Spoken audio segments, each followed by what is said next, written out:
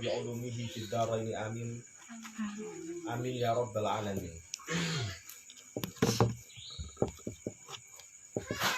Bismillahirrahmanirrahim. Famimma yajibu li maulana jalla wa azza ishruna sifah. Bismillahirrahmanirrahim. Famimma mongko setengah saking perkara yajibu kang wajib apa ma li maulana kedue pangeran kita jalla wa azza isruna utawi 20 apane sifatan-sifate. Wahia 16 masalah ketemanan dindi bae. Wahia utawi isruna sifah iku al wujudu wujud. Wal qidamu lan qidam. Wal baqa'u alhamdulillah. Wal baqa'u lan baqa' tetap. Wa mukhalafatuhu lan Mukhalafatul hawadithi. Berbedanine Gusti Allah Ta'ala halimah luhur Allah lil hawadisi kedue pira-pira perkara kang anyar. Wa qiyamuhu ta'ala binafsihi. Wa qiyamuhu lan jumenenge Allah Ta'ala halimah luhur Allah binafsihi kelawan awak dhewene Allah.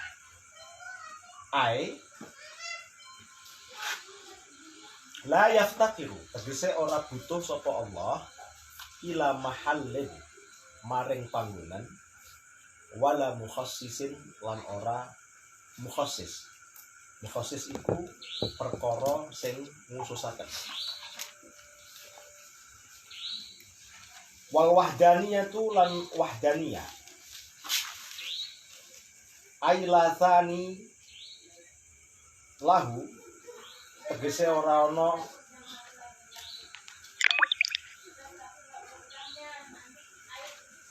loro atau kloron itu apa kloron? Sakitan. Itu, ya? Oh, keduanya. Keduanya. Ya, maksudnya. Lahu kedue Allah. Fi dzatihi ing dalem dzate Allah wala fi sifatihi lan ora ing dalem sifate Allah wala fi af'ali. Orang anak dua tapi orang anak dua nggak ada duanya Nggak ada duanya, nggak ana lorone. Wala fi sifatihi lan ora ing dalem sifate Allah wala fi af'alihi lan ora ing dalem pira-pira penggaweane Allah. Titik. Bismillahirrahmanirrahim. Jadi kemarin kita sudah berbicara tentang hukum, ya. Kita sudah berbicara tentang hukum. Hukum itu apa? Kemudian hukum akal itu apa? Hukum itu apa kemarin? Hukum itu apa? Isbatu amrin li amrin au nafyu anhu. Au nafyuhu an. Menetapkan sesuatu Atas sesuatu. atau mengiakan sesuatu dari sesuatu. ahsan alhamdulillah. Naam, baik. Menetapkan sesuatu atas sesuatu atau meniadakan sesuatu dari sesuatu. Itu namanya hukum. Nah, hukum itu kemarin sudah disampaikan dan kita ulas sebentar bahwa hukum itu lahir dari infial. Infial itu reaksi, ya. Infial itu reaksi. Nah, berdasarkan itu maka hukum itu ada 3, yaitu hukum adi, hukum adat, hukum akal, hukum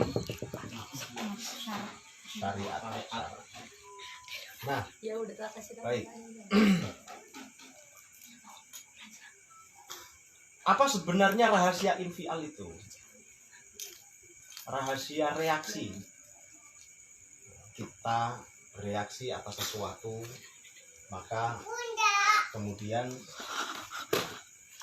muncullah tasawur yang kedua. Tasawur yang kedua itu kemudian ada nisbah. Nanti yang ada yang lihat sumpah. Contohnya begini, saya kasih contoh begini, amaman. Ketika Devika main handphone, fokus di main handphone, kemudian ibu Iim memanggil Devika, Vika. Yang pertama ditemukan oleh Vika adalah infial, reaksi Vika. Reaksi itu selalu ditimbulkan dari apa? Indra. Entah pendengar, entah penglihatan, entah dan lain sebagainya, indra. Ketika kemudian infial itu terjadi, yang terjadi adalah Devika mendengarkan suara. Betul? Iya. Ketika mendengarkan suara, maka kemudian Devika berpikir melakukan tasawur kedua, melakukan deskripsi yang kedua untuk menemukan jawaban suara ini siapa. Nah, kemudian disitulah akal bermain. Ada kemudian ditetapkan bahwa suara yang memanggil Devika itu ada suara ibu. Nah, lah suara ibu atau ibu memanggil, kan begitu kan jadinya kan, memanggil yang kemudian disandarkan kepada ibu itu adalah nisbah. Nisbat memanggil disandarkan kepada ibu. Akal sampean akan mengatakan bahwa ibu memanggil. Ya kan? Betul. Nah, disitulah kemudian terjadi hukum. Taakulnya seperti itu. Sehingga kalau tidak ada nisbah, maka tidak ada hukum. Saya akan beri contoh begini. Ini apa? Kunci. Sampean melihat ini kunci itu kan ada infial yang timbul dari mata sampean melihat, maka terjadilah reaksi. Ada fi'il, ada infial. Nah, nanti pelajaran itu akan kita perdalami di makulatul asyr. Jadi ilmu kategori. Ada jauhar, ada arat, ada dan lain sebagainya. Fa'ala kulli hal, kita tidak akan memperpanjang persoalan itu. Coba sampean hukumi sekarang. Buatlah hukum tentang kunci.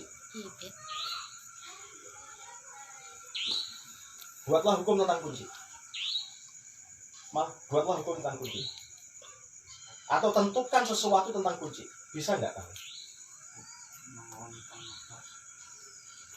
Untuk menyalakan motor. Artinya sampean menyandarkan satu nisbat baru bahwa kunci ini adalah untuk alat sebagai menyalakan kendaraan bermotor. Tapi ketika sampean hanya saya bilang kunci, sampean bisa nggak menghukumi sesuatu dari kunci itu? Bisa nggak? Nggak bisa. Tobaan pasti sampean tidak bisa. Yang harus sampean lakukan adalah melakukan tasawur kedua. Paham? Melakukan deskripsi kunci. Misalnya sampean lihat sebagai fungsinya, atau misalnya sampean lihat sebagai warnanya. Kunci warnanya apa itu? Hitam. Maka sampean hitam itu adalah nisbah yang sampean tetapkan kepada kunci. Maka nisbah itu wuku'un nisbah. Sampean menemukan terjadinya nisbah kepada kunci itu namanya tasdik. Sampean menemukan nisbah idrokuka, sampean menemukan nisbah bahwa kunci adalah alat untuk menghidupkan kendaraan bermotor, itu adalah tasdik. Sehingga setiap hukum akal itu tidak mungkin berawal dari satu tasawur. Pasti harus ada dua tasawur. Paham nggih? Misalnya kunci warnanya hitam. Baju warnanya merah. Baju warnanya cowok, wong ganteng.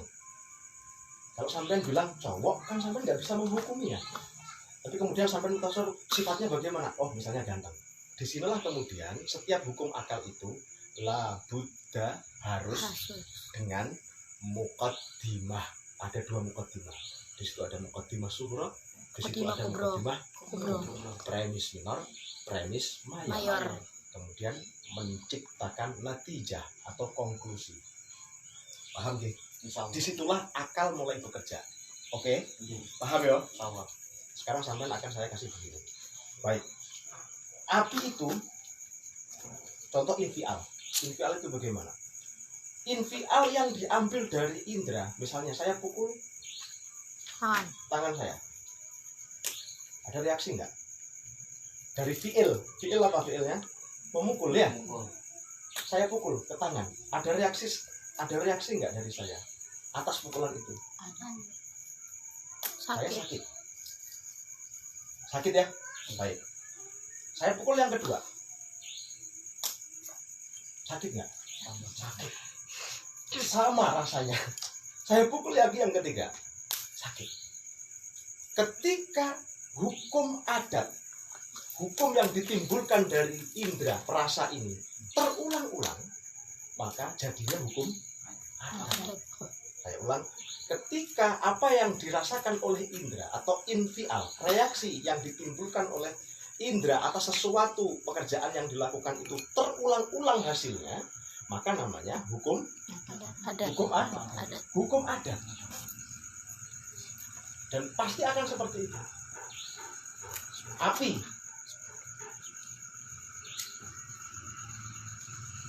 panas. Saya ulang lagi. Panas akan terus panas misalnya. Nah, ketika dia terulang-ulang, maka hukum itu menjadi hukum adat. Nah, sekarang kembali saya tegaskan bahwa hukum akal itu adalah yufhamu bimujarradil aqli. Hanya dipahami sebagai kerja akal. Tidak ada hubungannya dengan kerja hukum adat itu tadi. Misalnya kemudian sampean mentasawurkan, mendeskripsikan bentuk api baru, kemudian membakar sesuatu. Mungkin nggak bahwa kekuatan yang kita lihat dan kita pastikan dengan hukum adat tadi itu tidak berlaku di hukum akal? Misalnya, mungkin nggak kita berpikir bahwa api itu tidak membakar? Tidak mungkin. Menurut hukum akal? Mungkin. Menurut hukum akal? Mungkin. Menurut hukum adat? Tidak Tidak mungkin. mungkin. Oke, tidak mungkin. Sekarang kalau hukum adat mengatakan tidak mungkin tidak membakar, sementara hukum akal ya mungkin saja api tidak membakar.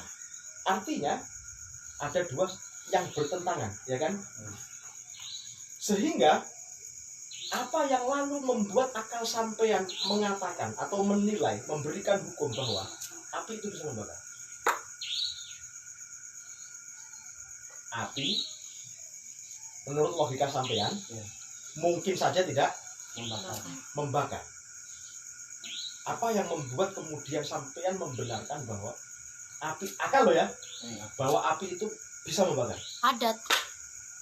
Ada, itu ada, bukan akal. Laisa hukman akliyan. Hukum akalnya apa? Mungkin kan? Artinya kalau mungkin, Ada kemungkinan. jaiz atau mungkin itu kan ma yasihu fihi al-wujud wal adam. Sesuatu yang mungkin terjadi, mungkin Tidak terjadi. tidak terjadi. Oke. Paham ya? Berarti ketika dinalar dengan akal, api ini Mungkin membakar. mungkin juga Tidak membakar. tidak membakar. Saya akan membakar sesuatu. Misalnya, terbakar. Setelah sampean adraktum, jenengan semua menemukan bahwa api itu ternyata mungkin membakar menurut akal sampean, tapi mungkin juga tidak. Apa yang kemudian membuat api itu bisa membakar? Ketika dia probabilitasnya 50-50. Paham nggak maksud saya? Insya Allah. Apa berarti? Mungkin kalau membakar itu bahan yang mudah terbakar. Beda Oh, tidak. kalau enggak. Tidak. Itu Oh, berarti amrun kharijun. Sesuatu yang di luar dari api, misalnya. Membakar dia. Membakar. Ketika sampean mengatakan di akal sampean bahwa api itu bisa saja tidak membakar, maka untuk bisa membakar, dia membutuhkan sesuatu yang membuat dia membakar. Sekarang sampean semua, adik-adik semua, saya minta untuk membayangkan sebuah timbangan. Oke? Hmm. Wes ya, Iya. hal hasola fi dzihnikum sudah masuk ke dalam pikiran sampean tentang timbangan. Timbangan yang memiliki dua sisi. Saya mengatakan bahwa menurut akal api itu bisa membakar, tapi bisa juga Tidak membakar. 50-50. Oke? Iya. Sebuah timbangan ini, bagaimana dia bisa jatuh sebelahnya, yaitu membakar. Apakah dia jatuh dengan sendirinya, atau ada sesuatu yang membuat dia jatuh? Ada sesuatu yang membuat dia jatuh. Apa itu?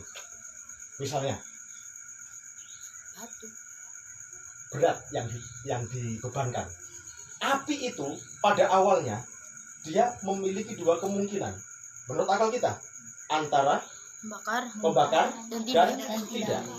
Ketika kemudian di hukum adat kita bisa melihatnya membakar, berarti ibarat timbangan yang tadinya 50-50, 1 kilo 1 kilo, apa yang membuat satu sisi lebih kuat, yaitu membakar.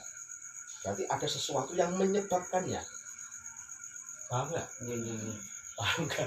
Paham. Wes paham? Insyaallah. Artinya dengan mudah sekali kita bisa mengetahui dengan akal kita bahwa api itu tidak memiliki kekuatan apapun. Oh, iya.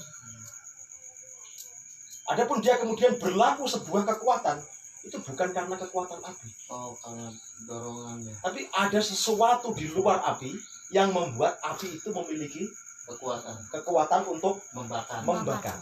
Sebutlah seperti itu secara Iya. gampang. Kalian harus paham dulu. Insyaallah. Paham ya? Sama seperti timbangan. Apa yang membuat satu timbangan itu setelah sama-sama 1 kilo misalnya, apa yang membuat lebih berat sebelah? Ada beban yang Berarti Ada ada beban yang ditambahkan. Iya. Ibarat api tadinya bisa membakar, tidak bisa membakar. Kalau kemudian dia bisa membakar, berarti ada sebab tertentu. Baik. Sebab itu kira-kira apa? Apakah sebab itu kemudian api? Kalau kita mengatakan bahwa sebab itu api, berarti kita kembali ke awal. Tadinya kamu sudah bilang bahwa api itu mungkin membakar, mungkin tidak. Kalau kemudian yang membuat membakar itu api, sampai balik maning. Problemnya sampai akan kembali ke awal. Baik, sehingga mau tidak mau sampean akan menemukan jawaban bahwa ada sesuatu sebab yang membuat api itu membakar. Dan sebab itu tidak mungkin sama dengan api. Ya. Api itu mungkin, ya kan? Kekuatan membakarnya mungkin dalam akal kita. Kalau kemudian sebab yang membuat api itu bisa membakar juga mungkin, maka apa bedanya dengan api? Balik maning. Paham betul? Iya. Sehingga mau tidak mau sebab itu harus sesuatu yang wajib, Ya. yang hakimah, yang memberikan hukum, dan itu pasti Allah. Allah. Adrotum? Iya. Adrotum enggak? Iya. Fokus enggak? Iya. Paham ya? Iya. Disitulah daurul akal di dalam menemukan kebenaran Allah Subhanahu wa Ta'ala, wujudnya Allah Subhanahu wa Ta'ala, dan itu akan pasti banyak. Oleh karena itu maka definisinya adalah al-balik itu apa? Mukallaf ya, al-baligu berakal al-akil dan sampai kepadanya dakwah alladzi balagha dakwah, dan terus memiliki indera yang salimul hawas. Kenapa harus ada salimul hawas? Buktinya apa? Setiap kali ketika tidak fokus dengan sesuatu, misalnya lagi main HP, kemudian dipanggil sama ibu, apa yang membuat dia tidak jelas? sama pendengaran. Karena dia tidak fokus. Fokusnya ke HP. Infialnya tidak fokus kepada Memanggil. panggilan. Reaksinya tidak fokus kepada panggilan. Nah, infial tadi apa? Alatnya. Handphone. Bukan, infial alatnya apa? Reaksi itu. Reaksi. Indra. Pendengaran. Iya. Maka sejauh sampeyan tidak memiliki indra atau indranya sampeyan tidak selamat, maka sampeyan tidak memiliki perangkat yang cukup untuk Mukallaf. dianggap sebagai mukallaf. Pertama, satu. Yang kedua, sampeyan bisa mengatakan bahwa atau memiliki reaksi kepada perintah-perintah Allah yang ada di dalam Al-Quran. Contohnya, wa aqimus salata wa atuz zakata warka'u ma'ar raki'in. Ya ayyuhalladzina amanu kutiba alaikumus syiyamu kama kutiba alal ladzina min qablikum la'allakum tattaqun. Ayyamun ma'dudat. Astagfirullahal adzim. Sampean bisa melakukan reaksi atas apa yang diperintahkan oleh Allah Subhanahu wa taala di dalam Al-Qur'an, atau misalnya apa yang diperintahkan oleh Rasulullah di dalam sebuah hadis, itu karena apa? Indra. Dan sampean siap untuk bereaksi, melakukan infial, itu karena apa? Karena sampean iman. Iya enggak? Iya. Sehingga yang menentukan kita itu iman. Awas, yang menentukan kita itu adalah iman. Oleh karena itu maka sebagian riwayat mengatakan bahwa Sayyidina Jundub dulu itu salah satu sahabat, Sayyidina Jundub ini bertemu dengan beberapa tabi'in. Itu mengatakan bahwa Rasulullah Shallallahu Alaihi Wasallam dulu itu mengajarkan kepada kami keimanan, baru kemudian mengajarkan kami kepada Al-Quran. Iman dulu yang diajarkan oleh Rasulullah kepada sahabat, baru kemudian Al-Quran. Paham ya? Kemudian Rasulullah mengajarkan Al-Quran, fayasdadu imanuna, maka kemudian iman kami bertambah. Sampean bisa bereaksi pada Al-Quran itu karena sampean iman. Kalau sampean nggak iman, nggak mungkin sampean bereaksi. Paham ya? Insyaallah. Oleh karena itu maka kembali lagi, hukum akal itu mujarrad akal. Tidak karena ada tajribah atau tikran, tidak karena eksperimen atau pengulangan atau wad'u wabi'in. Kenapa seperti itu? Sampai tak kasih contoh biar sampean paham. Di dalam Al-Quran itu, adik-adikku sekalian, di dalam Al-Quran itu ada khitab, aqimus shalah, dan lain sebagainya ya, atuz zakah, qul huwallahu ahad, dan lain sebagainya. Baik, paham nggih? Karakter khitab itu, Dek, semuanya, karakter khitab itu karakter khitab itu ada yang memiliki karakter ikhbar, ada yang memiliki karakter insya. Makna ikhbar itu bagaimana? Allah memberikan kabar kepada sampean, annahu la ilaha illallah, wa'lam annahu la ilaha illallah. Ikhbar. Ciri ikhbar itu bagaimana? Ciri ikhbar itu adalah ketika sebuah khitab itu mengabarkan sesuatu yang sebelumnya sudah ada.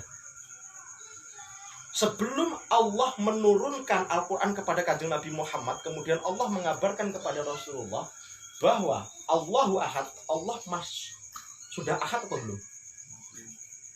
Sudah. Pahami? Sebelum Allah mengabarkan kepada Nabi Muhammad, qul huwallahu ahad, Allah itu satu apa dua? Satu. Itu berbeda dengan insya. Insya itu Allah ansha'ahu fawajabat. Misalnya, Allah memerintahkan sesuatu, kemudian perintah itu menjadi wajib. Misalnya, aqimus sholah. Sebelum khitab itu, sebelum ayat aqimus sholah itu misalnya diturunkan kepada Rasulullah, kita wajib sholat nggak? Belum. Sebelum perintah puasa dalam ayat ya ayyuhalladzina amanu kutiba alaikumus syiyamu kama kutiba alal ladzina min qablikum ila akhiril ayat, kita sudah, orang Islam sudah wajib berpuasa Ramadan jarang? Karakternya insya. Allah menfirmankan kemudian menjadi wajib. Tapi berbeda dengan hal-hal yang berkait paut dengan akidah. Khobar. Allah itu hayyun qayyum. Sebelum kabar itu disampaikan kepada Nabi Muhammad, Allah sudah hayyun qayyum belum? Sudah. Disinilah bedanya, bahwa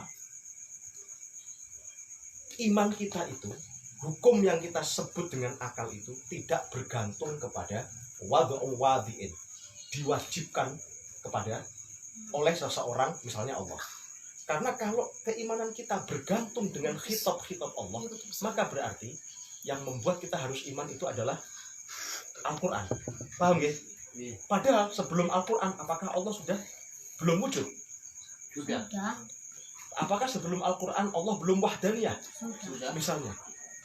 Paham ya? Sehingga apa? Maknanya apa? Hukum akal itu tidak berkait paut dengan diwajibkan atau tidak. Tapi yang menyingkap akidah, keesaan Allah, wahdaniyatullah, qidamullah, baqaullah, itu adalah akal. Paham ya? Yang menyingkap itu adalah akal. Hukum kita beriman bi annallaha maujud, bi annallaha qidam, bahwa Allah itu wujud, Allah itu qidam, Allah itu baqa, Allah itu mukhalafatul hawadis, hukumnya ditentukan oleh hukum syariat. Tapi bahwa Allah wujud, kita bisa singkap itu dengan paham ya? Iya. Paham enggak? Iya, insyaallah. Afi soal, monggo. Silakan. Kalau enggak ada saya lanjutkan. Enggak ada? Baik, bismillahirrahmanirrahim. Kemudian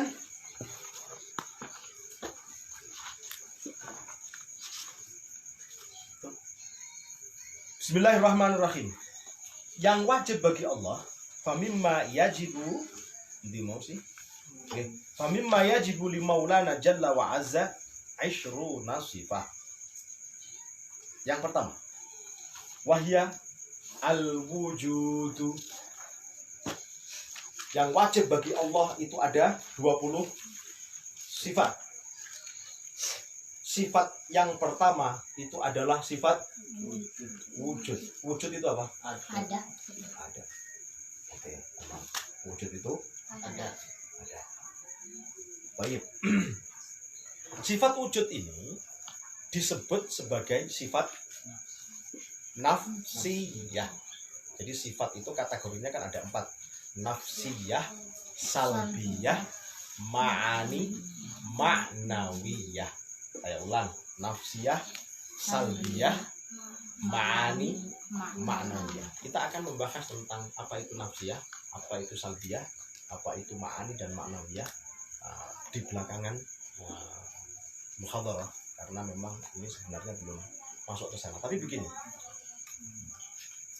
nafsiyah itu kenapa disebut sebagai sifat nafsiyah? Karena menunjukkan kepada zat Allah. Zat Allah. Ketika sampean misalnya, ketika sampean melihat korek, ada nggak? Ada nggak? Ada. Bahwa kemudian korek itu memiliki beberapa sifat, misalnya warnanya hitam, itu di luar dari zatul korek. Paham nggak? Iya. Paham nggak kalian? Dek? Paham nggak? Ayo. Jadi sifat nafsiyah itu adalah zatullah. Sampean misalnya sedang ada di kelas, kemudian ada suara di pintu. Sampean dengar nggak? Jangan. Ada nggak suara pintu? Ada. Itu suara itu. Suara pintu itu. Bahwa kemudian sampean, siapa yang ada di pintu itu? Belum ada.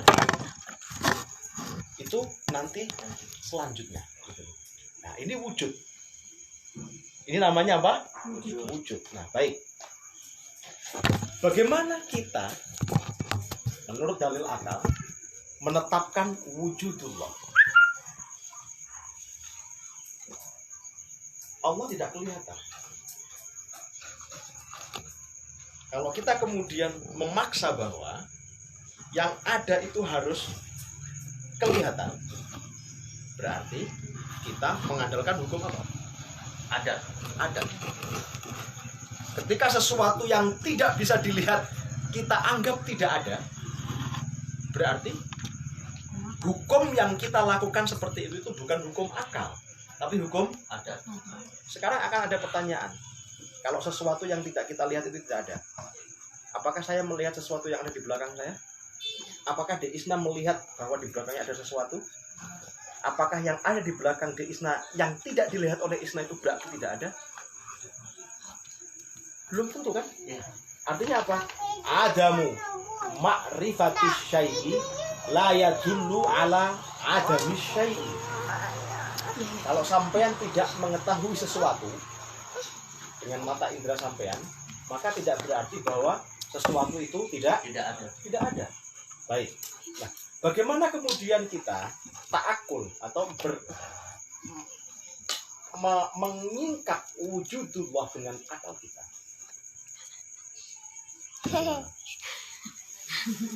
Kalau sampean saya tanya, Allah itu wujud atau tidak? Ya juga. Wujud nggak? Wujud. Buktinya apa? Mal burhan. Apa bukti sampean mengatakan bahwa Allah itu wujud?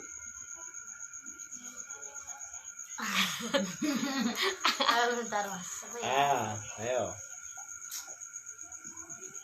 Ya wujud ada. Ya wujud. Sampean menjawab sesuatu dengan sesuatu itu. Ini apa? Korek. Korek itu apa? Ya korek. Nah, wujud. Ya enggak?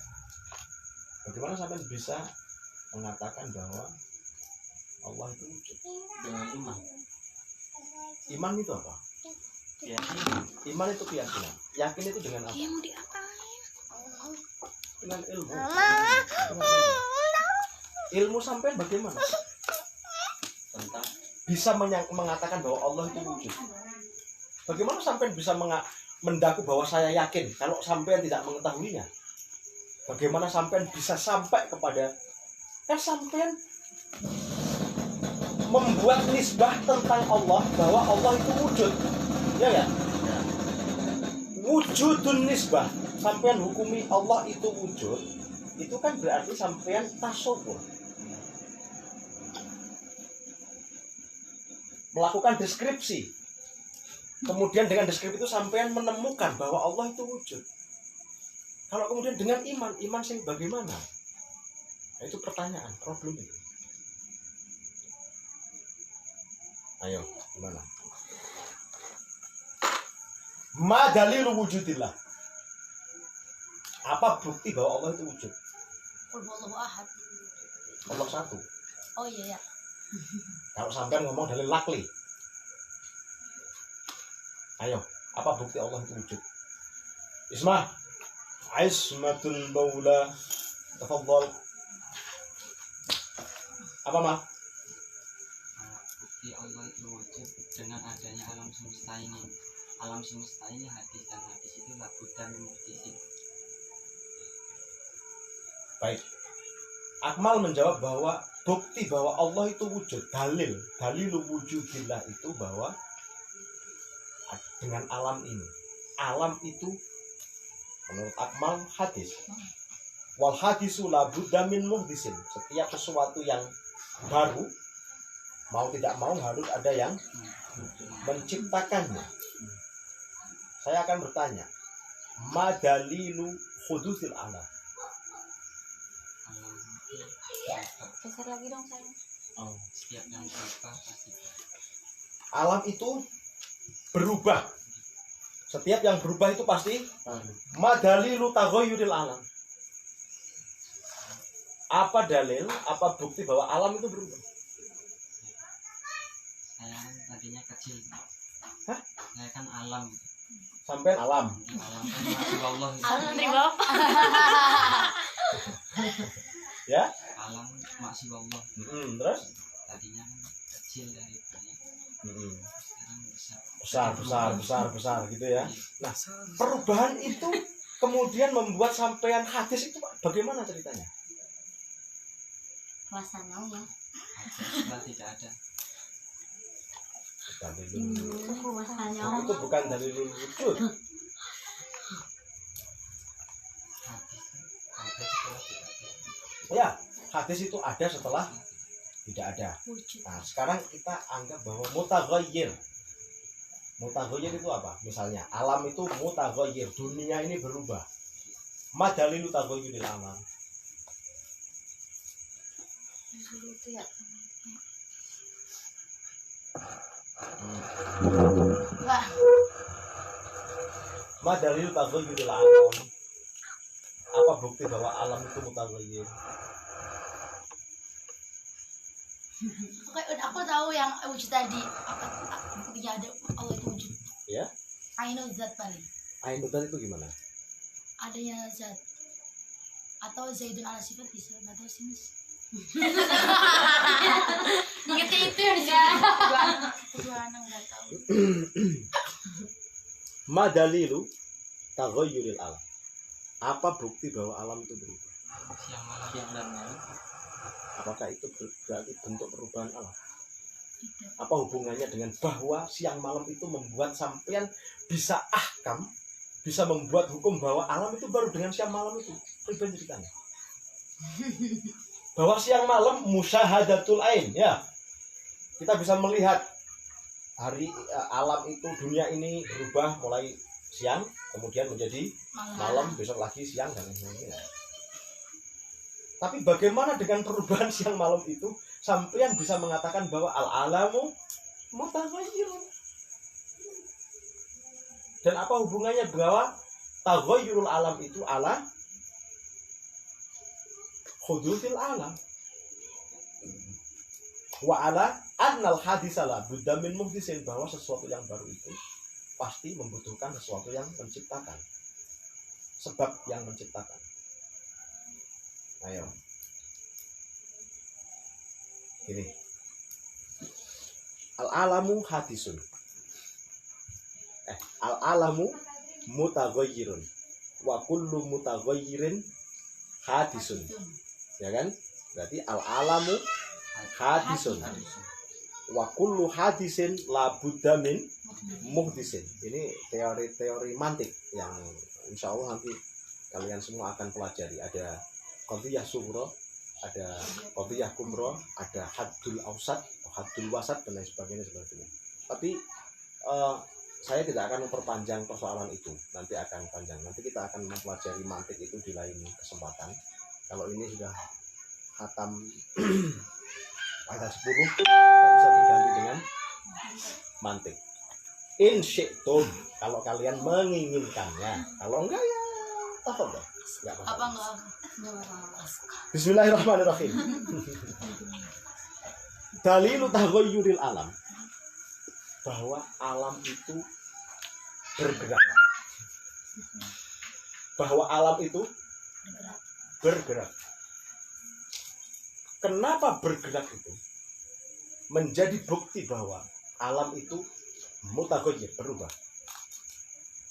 Tasawwur, deskripsikan di akal sampean. Korek saya, korek Mas Imam, coba perhatikan. Saya akan gerakkan.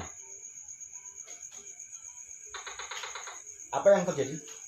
Bergerak. Saya gerakkan ya pasti bergerak, betul. Ketika korek ini bergerak, apa yang sedang terjadi? Tidak terlihat. Ada perpindahan. Perpindahan apa? Dua tempat, dua waktu. Paham? Dua tempat, dua waktu. Maknanya kalau korek itu bergerak, dia selesai dari tempat yang pertama, selesai dari waktu yang pertama, masuk ke waktu yang kedua dan tempat yang kedua. Selesai. Setelah selesai dia masuk. Setelah selesai dia Masuk. nih, korek bergerak ke sini. Tadinya dia di mana? Di ujung jari saya. Kemudian ke atas al-roji. Ke atas al-roji. Kamu udah bisa menangkap kan? Logi. Kamu udah bisa, aku udah bisa menangkap. Jangan sampai kalah sama Akmal. Dari ujung jari ke Logi. atas al-roji, Dek. Perpindahan ini, taharruk ini, pergerakan korek ini, Akmaman, dari ujung jari saya ke atas al-roji saya, ini mengindikasikan mulai dan berhentinya dua tempat dan dua waktu. Gimana? Dari tempat yang pertama, dari waktu yang pertama, kemudian pindah ke tempat yang kedua, dan mulai dari tempat yang kedua, waktu yang kedua, dan di tempat yang kedua. Artinya, keberadaan dia di atas al-roji itu baru mulai setelah tadinya dia Di situ. tidak ada di sini. Di situ. Wal hadis mada? Al-mawjudu ba'dal Hadis. adam. Hadis itu, baru itu adalah Ada sebelum ada yang masbukun bil adam. Keberadaannya sampean kan tadinya tidak ada. Berarti hadis. Ketika dia bergerak,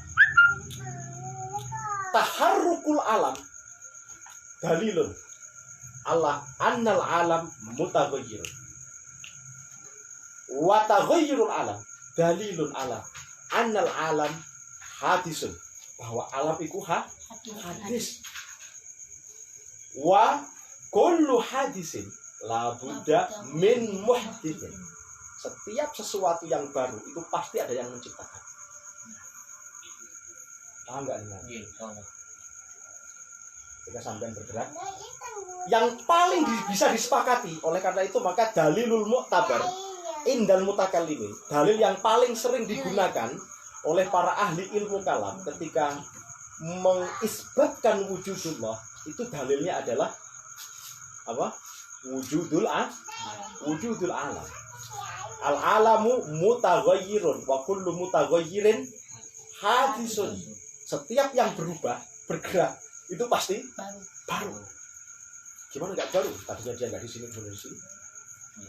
Logis ya? Sederhana sebenarnya ya. Pertamanya agak jelimet, tapi ketika jenengan sudah ketemu dengan feel-nya, asal sampean semangat, insya Allah sampean bisa masuk. Nah, mungkin tidak. Sekarang akan saya katakan. Timbangannya seperti timbangan tadi. Alam itu dulunya tidak ada. Semua bahkan sudah sepakat bahwa alam ini misalnya terjadi dari letusan apa namanya kayak Big Bang dan sebagainya. Artinya sebelum ada letusan Big Bang, misalnya ini lau faradna, kalau kita misalnya oke lah kita menyepakati itu sebagai salah satu sebab. Tapi sebab yang membuat misalnya Big Bang itu terjadi itu apa? Kan ada lagi sebab. Kalau nggak harus diselesaikan dengan sesuatu yang wajib, maka ini nggak selesai. Namanya tasalsul. Nggak ada kesudahan. Paham nggak? Faradna iki mizan. Timbangan. Alam itu dulu tidak ada. Sehingga wujudul alam, keberadaan alam semesta ini, itu mungkin aklan. Bisa ada, bisa juga tidak ada. Sama dengan wujudnya Kak Luna. Kak Luna itu, Kak Alin itu di tahun sebelum kelahirannya itu bisa ada, bisa juga tidak ada. Nah kemudian, iya nggak sih? Tiba-tiba kemudian alam itu, dunia itu muncul dengan sendirinya. Setelah sebelumnya mengalami dua probabilitas, 50%, 50%. Mungkin nggak sih timbangan ini tiba-tiba berat sebelah tanpa ada sesuatu yang membuatnya lebih berat? Berarti ada hukum sebab. Ya, qawaninus sabab atau kausa prima kalau dalam istilah anak-anak perkuliahan. Hukum sebab akibat. Nah, mau tidak mau, setiap sesuatu yang hadis itu la budda min muhdisin. Gampang lah, bisa dinalar dengan akal sederhana. Iya nggak sih ada meja kemudian nggak ada yang bikin? Nggak mungkin dong. Adanya meja nggak mungkin nggak ada yang bikin. Secara akal nggak mungkin. Saya kira kalau kita memahami hukum-hukum akal dengan baik dan sering melatih itu, saya kira kita akan mampu menjawab banyak persoalan dengan sebenarnya sederhana. Kita hanya membutuhkan apa? Kemauan yang kuat untuk sering melatih diri kita memahami mana hukum adat, mana hukum akal, dan mana hukum syariah. Dan ini perlu saya sampaikan penjenengan semua bahwa kebanyakan persoalan hiruk pikuk perdebatan yang ada di dunia kita, di dunia Islam, dalam ranah pemikiran, dalam ranah akidah dan lain sebagainya, itu disebabkan karena umumnya orang-orang tidak cukup pandai membedakan mana hukum adat dan mana hukum akal. Umumnya seperti itu, syubah-syubah, serangan-serangan yang kemudian menghantam kita, misalnya Ahlussunnah wal Jamaah, misalnya agama Islam bahkan, itu kebanyakan karena banyak orang tidak mampu membedakan dengan baik apa itu hukum adat dan ma huwa al-hukmul aqli. Sehingga saya menganjurkan kepada adik-adik sekalian, sampean semua, belajarlah untuk selalu menganalisa banyak hal tentang oh ini hukum adat, oh ini hukum akal. Karena dengan seperti itu sampai akan terlatih dan bisa munsif, bisa benar-benar profesional dalam menyikapi banyak hal. Itu kuncinya. Ada pertanyaan? Enggak. Akmal, ada pertanyaan Mal? Tika, Isna, ayo semua. Apa yuk? Bisa dipahami bukan sih? Insyaallah. Bisa paham? Bisa paham? Bisa, Insyaallah. Isma.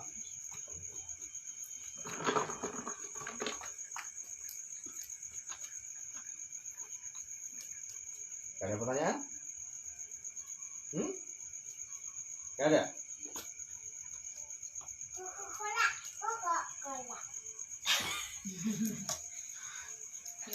Mimpi yang kayak Coca-Cola. Ya? Tamam, baik. Bismillahirrahmanirrahim.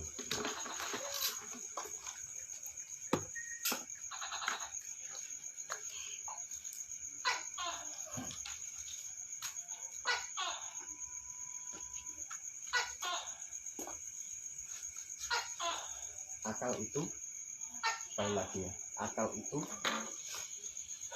akan muncul seperti yang kemarin definisi disampaikan ya, bahwa akal itu kita tidak tahu substansinya, hakikatul akal itu kita tidak tahu. Tapi kemarin kisi-kisi itu telah disampaikan oleh Al-Imam As-Sanusi misalnya dalam beberapa syarahnya ya, sirrun ruhani, rahasia rohani yang kita bisa menggunakannya untuk menemukan ilmu-ilmu baik dzurriyat maupun nadariyah, ya kan? Akal itu yang kemudian tidak perlu kita pahami apa sebenarnya akal itu, nggak paham. Kemarin itu wa mahalluhu al-qalbu wa nuruhu fid dimag, tempatnya di dalam hati, memancar di otak, sehingga kemudian banyak ungkapan otak kiri kanan di kalau lagi nggak jelas tuh. Nah, akal inilah yang kemudian memunculkan iradah. Fala iradata haitsulah akal. Sampai tidak akan memiliki keinginan kalau sampai tidak memiliki akal. Contohnya orang gila. Orang gila itu punya keinginan nggak? Enggak. Enggak. Kenapa mereka nggak punya keinginan? Nggak punya akal. Punya akal. Karena nggak punya Akal. nggak punya akal. Nah, irodah inilah yang kemudian menggerakkan pikiran kalian. Oleh karena itu sebagian ulama mengatakan bahwa al-fikr itu apa? Harakatun nafas al-iradiyah. Jadi iradah melahirkan pikiran. Apa? Pikiran itu adalah buah daripada iradah. Iradah itu buah daripada akal. Akal. Akal memunculkan iradah. Iradah memunculkan pikiran. Saya ulang. Jangan salah memahami. Akal memunculkan iradah. Kenapa sampean kepengen makan? Karena Lapar. Ada infial yang sampai yang kemudian karena punya akal kemudian. Nah, iradah itu kemudian memunculkan pikiran.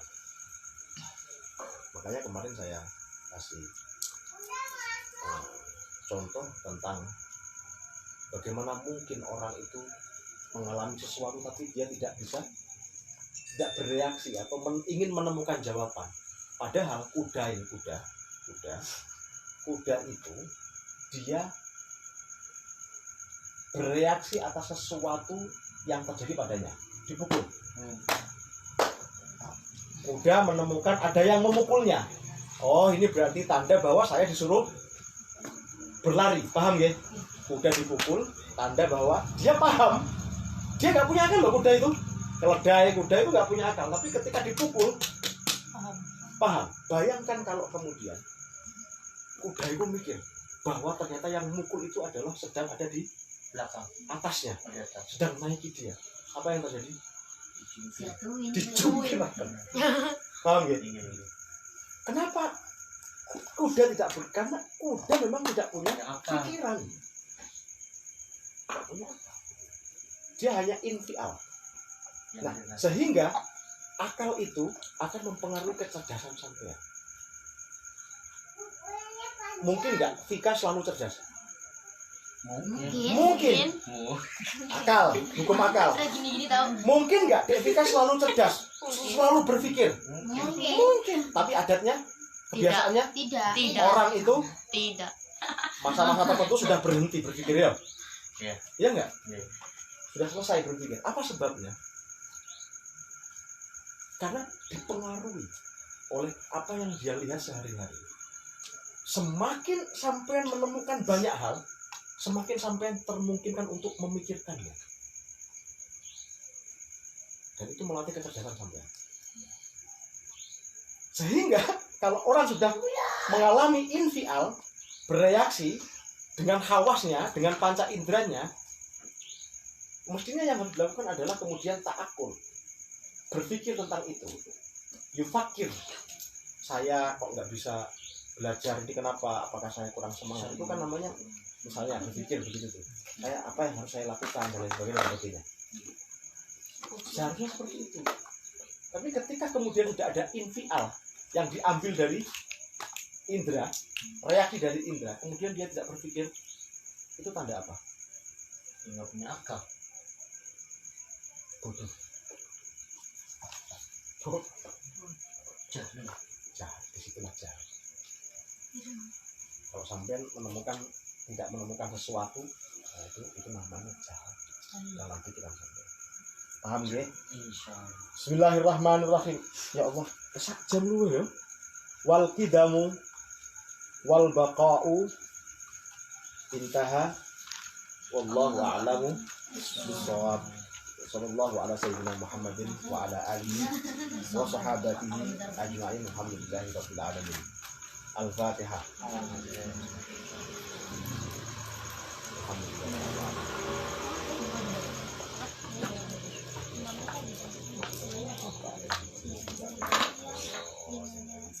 Bismillahirrahmanirrahim. Li khamsatul uqti ya khabar wa ba'il khatimah Mustafa wa Mustafa li khamsatul uqti ya khabar wa ba'il khatimah Mustafa wa Mustafa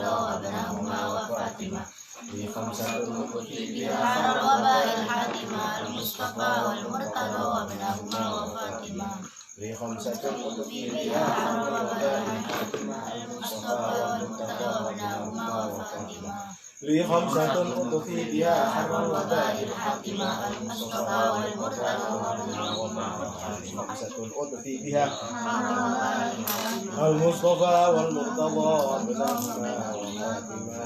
Allahumma salli ala sayyidina Muhammadin tibbil qulubi wa dawaiha wa afiyatiha wa shifaiha wa sallallahu wa ala alihi wa sahbihi wa barik wa sallim. Al-Fatihah.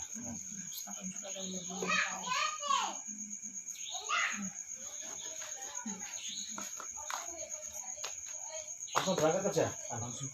Enggak.